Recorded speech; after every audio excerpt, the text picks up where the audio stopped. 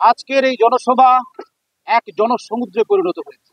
জনগণের স্বতঃস্ফূর্ত উপস্থিতি প্রমাণ করে এই সরকারের কাছ থেকে যে অন্তর্বর্তীকালীন যে সরকার আছে, সে সরকার অবিলম্বে একটি নির্বাচন দিয়ে গণতান্ত্রিক প্রক্রিয়ায় জনগণের ম্যান্ডেট নিয়ে একটি সরকার যদি গঠন করা যায়, এটা তার প্রমাণ করে জনগণ চায় অনতি বিলম্বে একটি সরকার। কেননা বর্তমান সময়ে যে দ্রব্যমূল্যের ঊর্ধ্বগতি হচ্ছে, আরেকটা জিনিস হচ্ছে যে স্বৈরাচার পলাতক শিরোরানী খুনি হাসিনা এই দেশ থেকে পালিয়ে যাওয়ার পরও তার লেসপেন্সাররা এখনো পর্যন্ত বিভিন্ন মসনদে বসে আছে, বিভিন্ন কেদারায় বসে আছে। তাদেরকে সরানোর জন্য বর্তমান সময়ে একমাত্র জনগণের দাবি হচ্ছে একটি নির্বাচন।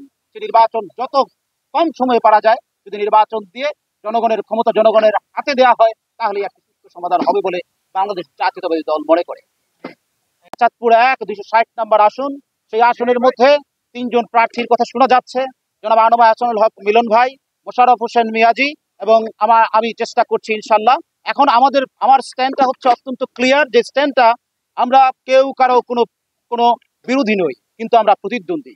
বাংলাদেশ জাতীয়তাবাদী দলের প্রতিষ্ঠাতা শহীদ প্রেসিডেন্ট জিয়াউর রহমান যখন বহুদলীয় গণতন্ত্র প্রবর্তন করেছেন, তখন তিনি দেখিয়েছেন যে সুস্থ গণতান্ত্রিক প্রক্রিয়া, সুস্থ কম্পিটিশন যদি না থাকে কোনো দলের মধ্যে, তাহলে প্রকৃত গণতন্ত্র দলের মধ্যে হয় না, প্র্যাকটিস হয় না। বলেই আমাদের দলের মধ্যে একটা সুষ্ঠু গণতান্ত্রিক প্রক্রিয়া বজায় রাখার জন্য একাধিক প্রার্থী থাকতেই পারে একটা কনস্টিটিউয়েন্সির মধ্যে। তবে তাদের প্রত্যেকটা প্রার্থীর প্রতি আমার যথেষ্ট সম্মান রয়েছে।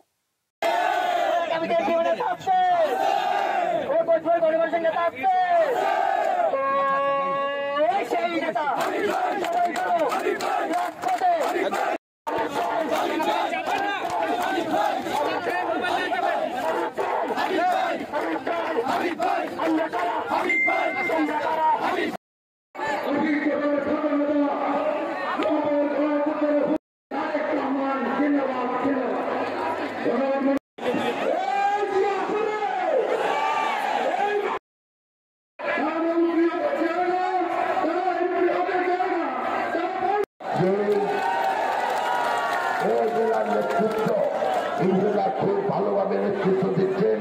একই সাথে আমি এটাও বলতে চাই যে একই সাথে